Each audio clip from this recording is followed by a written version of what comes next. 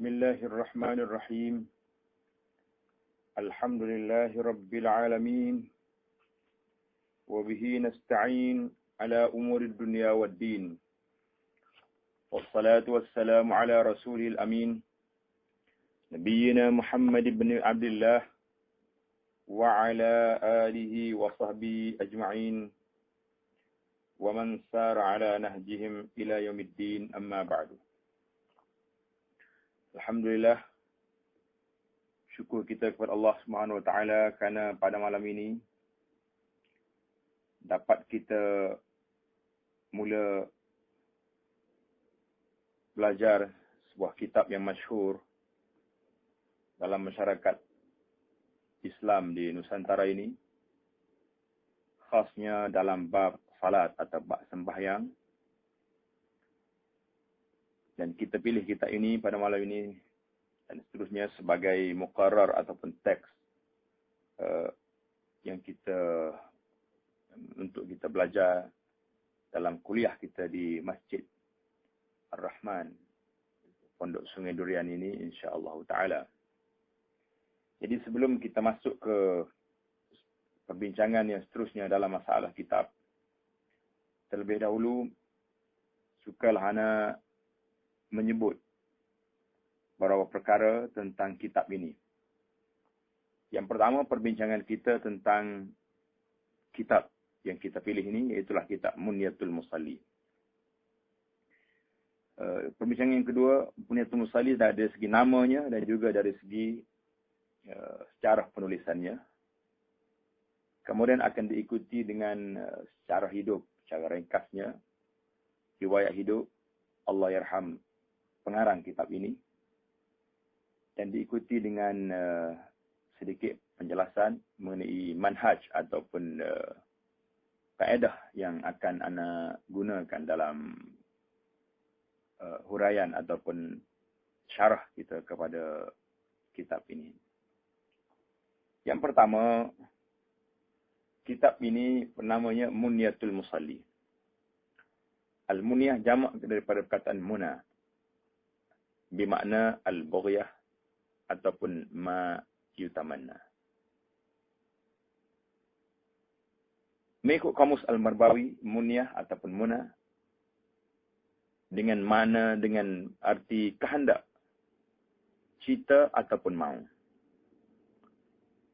Maka kitab ini diberi nama Munyatul Musalli karena inilah cita-cita, inilah kemahuan, inilah kehendak seorang musalli. Musalli makna seorang yang menunaikan sembahyang, menunaikan salat. Apakah musalli ini? Dia nak apa? Apa yang dikehendaki, apa yang dimahu oleh seorang yang menunaikan sembahyang? Mesti ada matlamat, ada cita-citanya. Maka apabila seorang ini menunaikan sembahyang, menjadi cita-citanya ialah untuk salatnya diterima oleh Allah Subhanahu Wa Taala dan dilakukan dengan sempurna, dengan baik, mengikut rukun, syarat, sunat dan seterusnya. Jadi inilah nama kitab ini, kitab Munyatul Musalli. Kita sudah tahu maknanya, yang melengkap, yang kehendak ataupun cita-cita kemahuan seorang yang menunaikan salat. Munyatul Musalli yang melengkapi akan masailid durar wal la'ali. Yang lengkap dalam kitab ini beberapa masalah-masalah yang berharga dan permata-permata yang bernilai. Karangan Al-Alim, kali ini kita baca di muka surat yang pertama, di luar, di muka nama kitab.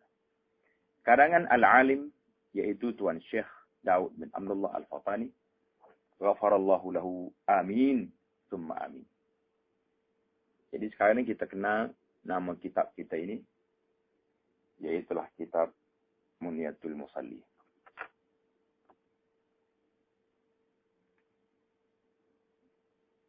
Munyatul Musalli, sebagaimana yang dicatat oleh seorang penulis, pengkaji tentang ulama-ulama di Nusantara ini, yaitulah Tuan Haji Wan Muhammad Saghir Abdullah. Katanya Muniyatul Musalli adalah karya Syekh Daud bin Abdullah Al-Fatani yang paling banyak diajarkan oleh para cuk guru dalam rangka memperkenalkan sembahyang ataupun salat. Khasnya sebelum ada buku-buku yang ditulis dengan askara Latin ataupun dalam tulisan Romi. Muniyatul Musalli pula dianggap sebagai buku asas pelajaran sembahyang di seluruh dunia Melayu. Hampir semua rumah penduduk di Sumatera, Kalimantan, Melaya ataupun sekarang di Malaysia dan Fatani yang pernah dikunjungi oleh beliau sejak tahun 1958 hingga 1991 yang beliau diberi keizinan oleh tuan-tuan rumah tersebut untuk memeriksa kitab-kitab simpanannya. Maka kitab Muniyatul Musalli pasti ada yang merupakan bekas dipelajari oleh mereka. Mana bekas dipelajari itu maksudnya ada kesan. Kesan, catatan, ataupun dulu kalau orang ngaji kitab-kitab lama ni di catatan ini diistilah dengan nama dhabit. Jadi kita kena tahu bila kita belajar kitab-kitab lama, kitab-kitab jauh umpamanya, biasanya orang panggil ada dhabit. Dhabit itu makna catatan ataupun tulisan yang ditulis di tepi-tepi kitab, di kulit dan sebagainya, itu dipanggil dhabit. Dan sebahagian daripada kitab-kitab yang diguna oleh orang-orang yang belajar di zaman dulu, umpamanya syekh-syekh atau tuan guru kita, di antara yang mahal kitab mereka ini kerana ada dhabit yang ditulis di tepi-tepi kitab tersebut. Ada hasyiah ataupun ada catatan yang mereka buat. Kerana catatan ini ada merupakan sebagai syarah ataupun huraian kepada masalah-masalah yang sukar untuk dipahami. Ini menunjukkan bahawa kitab ini telah dipelajari oleh tuan punya kitab yang tersebut.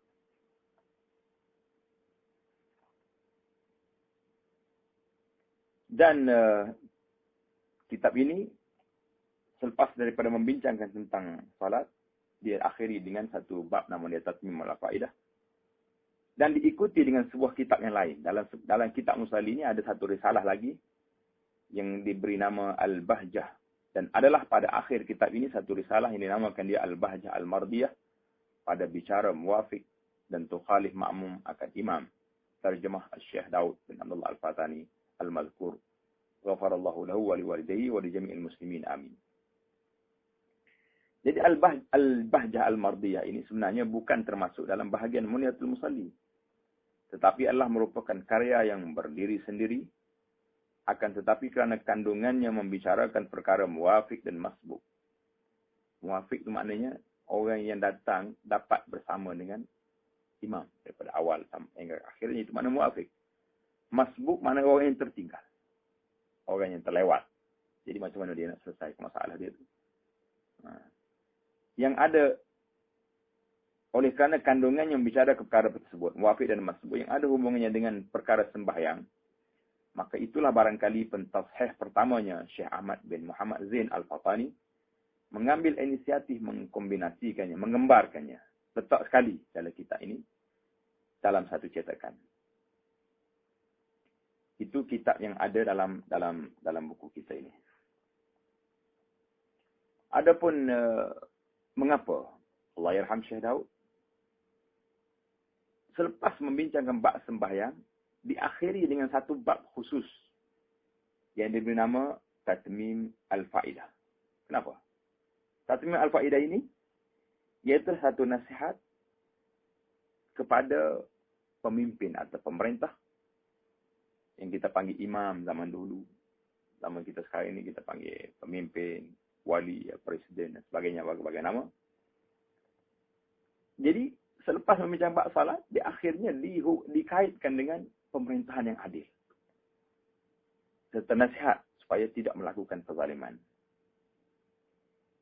Jadi, ramai orang yang tanya-tanya apa sebab Syekh Daud menulis di bahagian akhir kitab yang membicarakan mengenai sembahyang itu, beliau tambah akhiri dengan kisah pemerintahan adil. Sedangkan perkara itu seolah-olah tidak ada sangkut pautnya dengan perkara sembahyang. Jadi kata Syekh Wan Muhammad Saghir, untuk menjawab pertanyaan di atas, berdasarkan penyelidikan dan cerita dari hampir semua guru pondok bahawa Syekh Daud mengarang kitab tersebut memang atas permintaan salah seorang sultan yang sedang memerintah dalam negeri Melayu yang ketika itu datang menunaikan ibadah haji ke Makkah Al-Mukarramah. Tidak jelas sultan negeri mana yang dimaksudkan.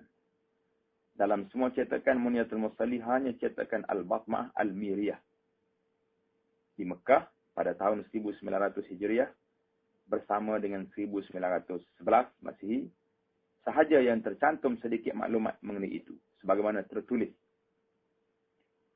Bermula setengah daripada wajah yang munasabah mendatangkan dia oleh mu'alif, yakni Syekh Daud rahimahullah, mengiringi bicaraan sembahyang itu. Ada tiap-tiap daripada kedua-duanya itu ibadah yang ditentukan oleh syarak. Dua-dua bab ini merupakan satu ibadah yang ditentukan oleh syarak. Inilah satu fahaman yang betul. Bahawasanya ibadah, salat dan pemerintahan merupakan satu ibadah. Jadi tak boleh kita anggap ini apa yang difaham oleh sebahagian masyarakat. Ini pemerintahan bukan masuk dalam masalah ibadah. Jadi pencatat dalam di kitab ini mengatakan ada tiap-tiap daripada kedua-duanya itu ibadah yang ditentukan oleh syarak. Maka munasabahlah diiringkan kemudian daripada bicara sembahyang dengan tatmimul faedah hingga akhirnya. Yang bergantung dengan raja-raja daripada membaikkan rakyat dan mengadilkan mereka itu dan lainnya daripada barang yang disuruh oleh syarak. Maknanya dua-duanya lah tuntutan syarak. Kalau tak ada ibadat saja, tidak ada pemerintahan, mungkin kita tak dapat laksanakan ibadat dengan baik. Adapun wajah yang naqliyah daripada siqah. Wajah naqliyah ni maknanya yang dinukilkan, yang diambil daripada siqah, mana orang-orang yang boleh dipercayai. Cerita-cerita yang diambil daripada orang-orang yang dipercayai yang mengkhabarkan ia akan fakir. Fakir mana pencatat kita lah. Dia bahasa dia al-fakir. Dengan mana al-fakir ilallah. Mana orang yang sangat berhajat kepada Allah. Maka iaitu menuntut oleh satu raja, seorang raja daripada Syekh Daud bin Abdullah Al-Fatani rahimahullah, akan mengarang satu risalah yang membicarakan sembahyang. Maka memperkenankan ia akan tuntutnya. Maka mentaklif makna mengarang atau menulis ia akan Munyatul Musalli ini. Dan mendatangkan ia dengan tatmimul faedah, mana satu penyempurnaan pelengkap pada faedah ataupun penyempurnaan faedah ini, supaya munasabah dengan raja-raja. Catatan ini adalah ditulis oleh Syekh Ahmad bin Muhammad Zain Al-Fatani sebagai pentasheh pertamanya. Bahawa beliau mendengar cerita dari ayahnya, Syekh Muhammad Zain bin Mustafa Al-Fatani. Syekh Muhammad Zain Al-Fatani adalah murid Syekh Daud Al-Fatani. Sedang ayahnya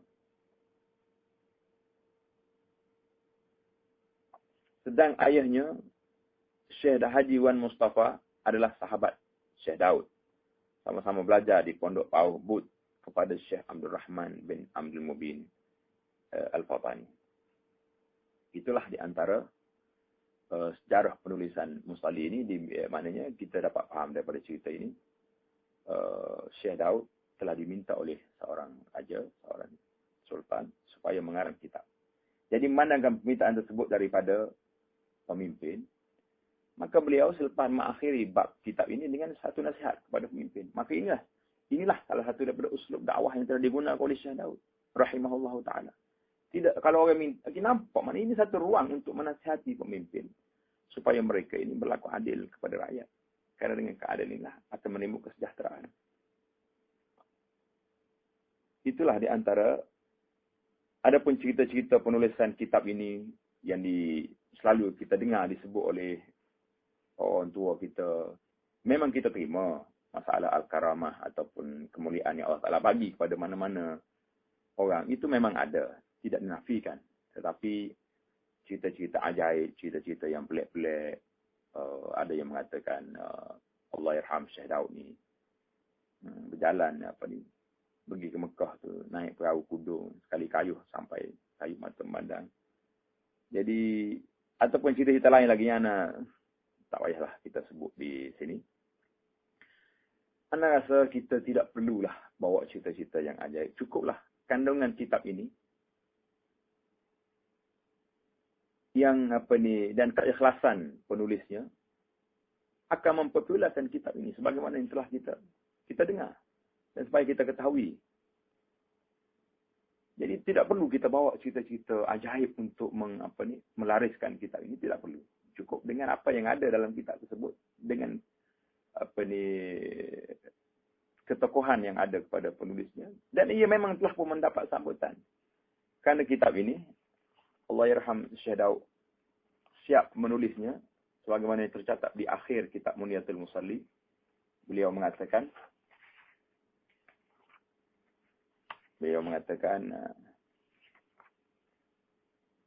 telah selesai Faqir ilallah Ta'ala Daud bin Abdullah Fatani menterjemahkan risalah yang bernama Muniyatul Musalli ini di dalam negeri Makkah Al-Musyarrafah pada waktu duha hari Selasa. Pada waktu duha hari Selasa 15 hari bulan Zulhijjah.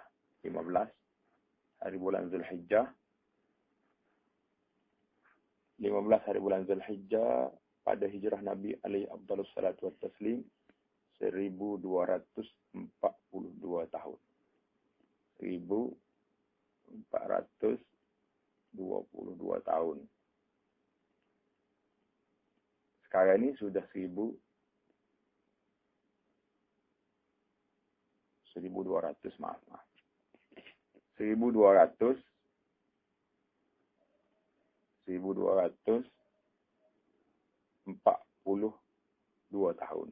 1242 tahun. Yang kita sekarang ini sudah 1428 Hijriah. Maknanya sudah 186 tahun. Sudah 186 tahun dia punya umurnya. Jadi itulah. Jadi anda fikir tidak perlulah kita bawa perkara yang telah anda sebutkan tadi. Mana kita tidak perlu mencari suatu perkara yang pelik. Muniyatul Musalli yang diterbitkan, yang telah ditulis oleh Syekh Daud pada 1242 tadi. Diterbitkan pula yang terawal pada tangan Puan Muhammad Saghir ini ialah cetakan keduanya oleh Al-Matbah Al-Miriyah Makkah pada tahun 1313 bersama dengan 1895 miladi. Cetakan yang pertama belum diketemukan. Itulah kata dia.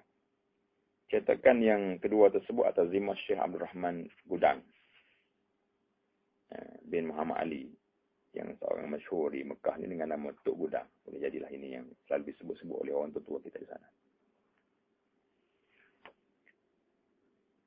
Selain daripada cetakan ini di Mekah, terdapat pula beberapa cetakan tentang Muniyatul Musalli ini. Iaitulah cetakan yang mutaakhir di Asia Tenggara dilakukan oleh beberapa cetakan di Surabaya, di Cirebon, di Singapura, Pulau Pinang, Kota Baru, di Petani, di Bangkok, dan lain-lain tempat. Itu adalah catatan yang ada pada Syekh Daud. Ana suka tambah lagi, ada sebuah kitab yang ada di tangan ana ini, iaitulah Muniyatul Musalli, yang dicetak di Darut Tibaah Al-Islamiyah, Osaka, Yaban. Mana kitab ini telah dicetak di Jepun. Cuma tidak ditulis tarikh cetakannya tahun berapa, tak tulis. Maknanya cetak sampai peringkat Jepun pun di Jepun. Cuma sayangnya kitab yang ada ini cantik tulisannya, tulisan khak tangan. Tapi kesalahan cetak tibaah tu terlalu ketara, terlalu banyak. Boleh jadi sebab dicetak di Jepun. Tak ada orang pentasih di sana, wallahu alam. Kitab Muniyatul Musalli ini telah melalui beberapa peringkat. Ianya telah pun direngkaskan dengan judul Pati Muniatul Musalli yang dilakukan oleh Tuan Guru Haji Ni Abdullah Al-Jambui Al-Fatani. Nah, itu ringkasan yang telah dibuat. Jadi sebagaimana yang kita selalu dengar, satu perhatian. Bila orang menyebut Muniatul Musalli, sekaligus mereka akan menyebut Faridatul Faraid. Jadi untuk perhatian kita, Faridatul Faraid ini satu kitab Jawi. Namanya nama Arab, tapi kitab Jawi yang masyhur juga dalam bidang akidah.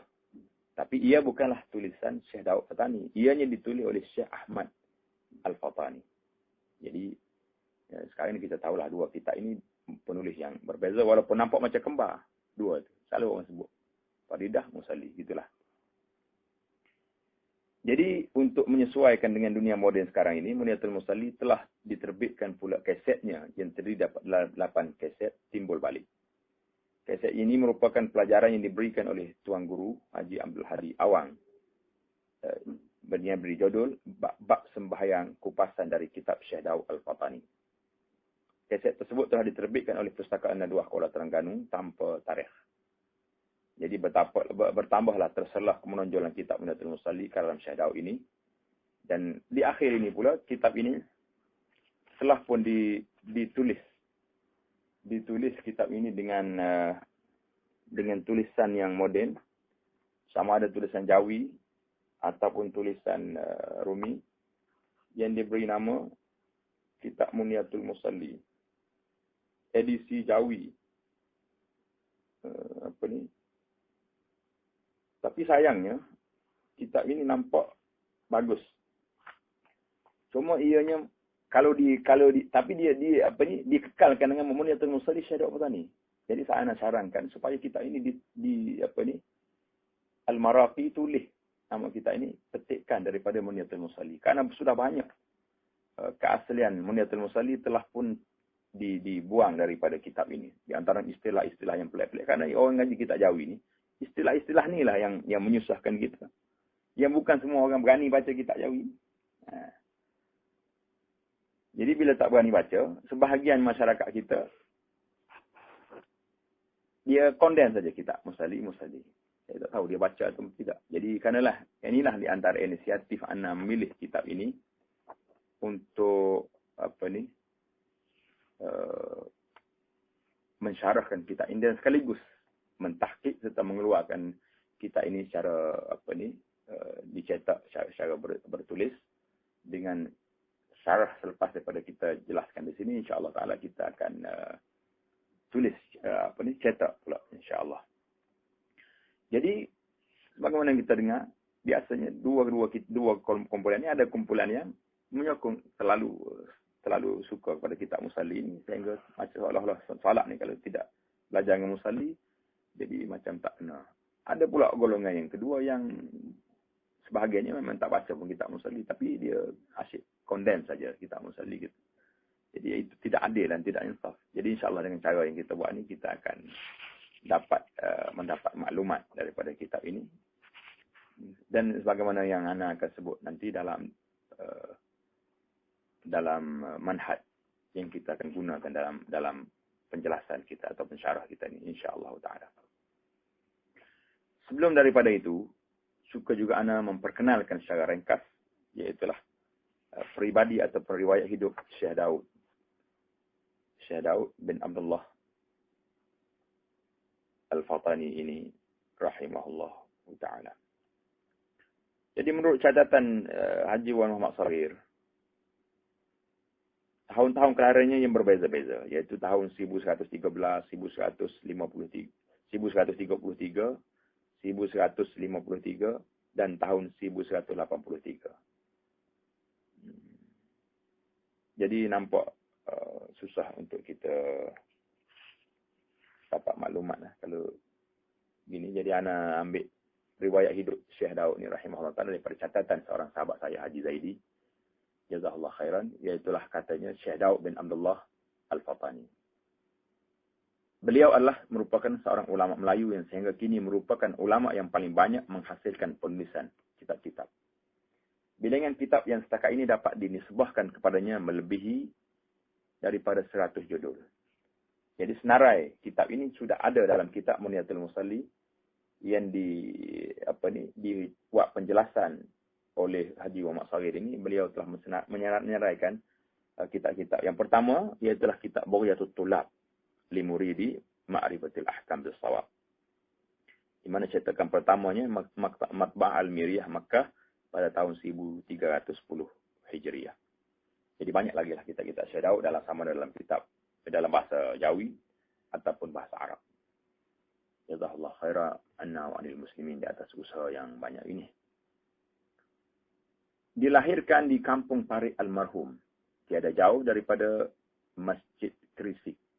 Tidak jauh daripada Masjid Krisik yang masyhur sekarang di sekitar Patani itu. Iaitu kelahirannya sekitar tahun 1148 Hijriah.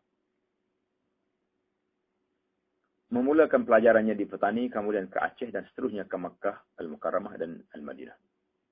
Kemudiannya Syekh Daud telah bergiat di Makkah dan di Taif dalam mengarang kitab dan memberi pendidikan kepada para muridnya. Di samping itu, Syekh juga telah menjadi Syekh Haji bagi jemaah yang datang daripada rantau ini. Syekh Daud Al-Fatani begitu fasih dalam penggunaan bahasa Melayunya, sebagaimana yang didapati dalam kitab-kitabnya. Menulis dalam bentuk karangan biasa dan dalam bentuk syair serta nazam. Nazam itu macam syair juga lah. Dia buat.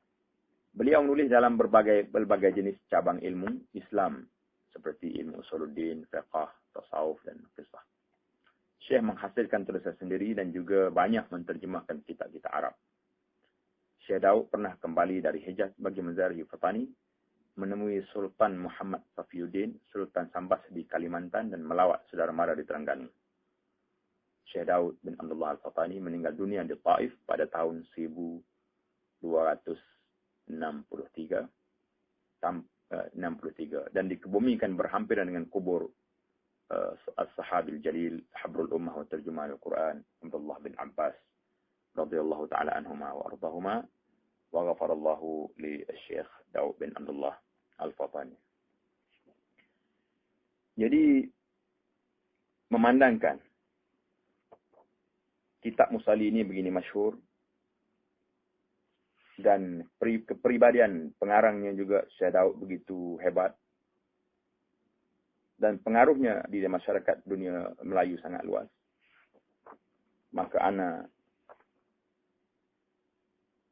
Abu Anas merasakan jiwa saya ini berhadapan dengan terlalu kecil jiwa saya ini. Berhadapan dengan kemasyhuran pribadi Syekh Daud Al-Fatani yang demikian besar. Karyanya Muniyatul Musalli yang sudah sedemikian diterima oleh masyarakat kita yang tersebar luas di Nusantara ini. Lalu saya pula terpaksa memberanikan diri untuk membaca dan mensyarahkan kitab ini dan sekaligus menulis syarah-syarahnya serta membuat komentar tentang kitab ini dengan pertolongan Allah Subhanahu wa taala. Tujuan saya lakukan ini ialah kerana ana maklum bahawa saudara-saudara kita ramai yang tidak dapat memahami kitab ini dalam bentuk asalnya, terutamanya dalam tulisan Jawi lama ini. Namun, maka dengan ini, kepada Allah Subhanahu wa taala juga kita serahkan sekalian urusan. Mudah-mudahan selamat dunia dan akhirat. Jadi, banyak-banyaklah berdoa kepada Allah Subhanahu wa taala supaya ana dapat meneruskan penjelasan kepada kitab ini dan dapat mensyarahkannya daripada awal hingga ke akhir. Yang ana namakan syarah ini dengan nama At-Ta'liqul Madani ala Muniyatil Musalli li Syekh Daud bin Abdullah Al-Fatani. Adapun manhaj yang akan ana buat dalam syarah ini dan seterusnya dalam syarah yang akan dicetakkan nanti insya-Allah. Yang pertama sekali ana akan baca matan kitab yang ditulis oleh Syekh Daud harfian, maknanya sepatah demi sepatah ataupun kalimah demi kalimah Mana-mana kalimah yang tidak difahami, ana akan cuba mencari penjelasan daripada orang-orang yang masih boleh kita minta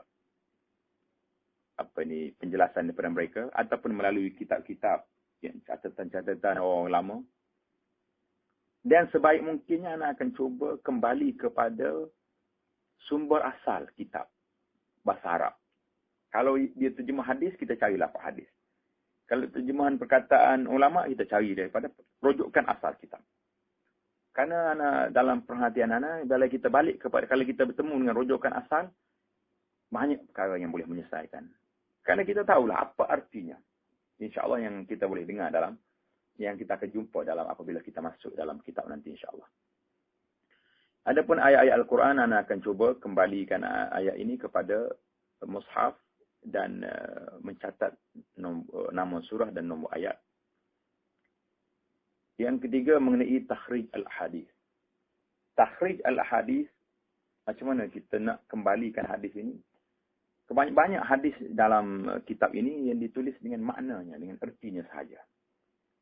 Jadi setakat apa yang ana perhatikan, ada sebahagian hadisnya ditulis bahasa Arab. Jadi ana akan cuba mana-mana yang bahasa Arab kita kekalkan dan kita cuba takhrij kalau dapat. Tapi ana tak jaminlah dalam keadaan yang cepat gini dan kita pun kesibukan masa. Jadi mana-mana yang anda jumpa hadis-hadis, anda akan bagi tahu takhrijnya begini. Mana-mana yang belum anda dapat darjah hadis ataupun takhrij hadis ini, insya-Allah taala kita akan usahakan dalam versi bertulis ataupun cetak nanti insya-Allah. Jadi dalam penerangan ini kalau mana-mana yang belum jelas itu insya-Allah taala kita boleh rujuk kepada kitab yang akan dikeluarkan dalam bentuk tulisan insya-Allah taala. Demikian juga dengan nama-nama orang, kita cuba buat terjemah ataupun tulis secara ringkasnya siapakah nama-nama tersebut. Setakat yang mampulah. Adapun masalah-masalah fiqh yang yang patut diperbincangkan, bahwa perkara yang tak patut diperbincangkan insya-Allah taala ana akan cuba buat perbandingan ataupun sebut pendapat-pendapat alim ulama daripada mazhab-mazhab lain supaya kita perhatikan apakah dalam perkara ini hanya satu pendapat saja atau ada pendapat lain yang yang lebih akrab, lebih hampir kepada al-maqasid, lebih hampir kepada nafs yang ada dalam Al-Quran dan juga dalam hadis Nabi sallallahu alaihi wasallam. Jadi sekiranya Syekh sebut hadis-hadis yang tidak kuat dalam kitab ini, ana akan cuba letak di nota kakinya hadis-hadis yang sahih sekiranya ana dapat hadis tersebut. Jadi di akhir kuliah kita mukaddimah kita pada malam ini, jadi ana mintalah kepada semua para pendengar supaya mendoakan ana yang pertama sekali ikhlas. Semua apa yang ana sebutkan, yang ana buat ini adalah kerana Allah Subhanahu wa taala. La riya'an wala sum'ah wala ujub, dan tidak ada apa-apa yang kita nak selain daripada liwajhillahil karim. Itulah yang paling baik. Kalau dalam bidang agama ini tidak ada ikhlas, lebih baik kita cari kerja lainlah. Kerana tidak ada faedahnya. Yang kedua, sama-samalah kita berdoa semoga Allah Taala beri kepada anak ini istiqamah, dapat meneruskan program yang kita aturkan ini, dan sama-samalah memberi tegur, tunjuk ajar dan apa-apa pandangan sekiranya anak ada dalam penjelasan yang anak bawa ini tidak tepat dengan apa yang dikehendaki oleh Alkitab dan As-Sunnah. Jadi itu sajalah perbincangan kita dalam mukaddimah ini. Semoga Allah SWT memberi taufik dan hidayah kepada kita dan dapat kita tamatkan penjelasan atau pensyarah kepada kitab Munyatul Musalli ini, dan seterusnya dapat pula menyiapkan versi yang bertulis atau cetak dengan masa yang terdekat insya-Allah taala. Sekian aqulu qawli hadza wa astaghfirullah li wa lakum. Subhanakallahumma bihamdika asyhadu an la ilaha illa anta astaghfiruka wa atubu ilaik. Subhanakallahumma bihamdika asyhadu an la ilaha illa anta astaghfiruka wa atubu ilaik. Subhanakallahumma bihamdika asyhadu an la ilaha illa anta astaghfiruka wa atubu ilaik.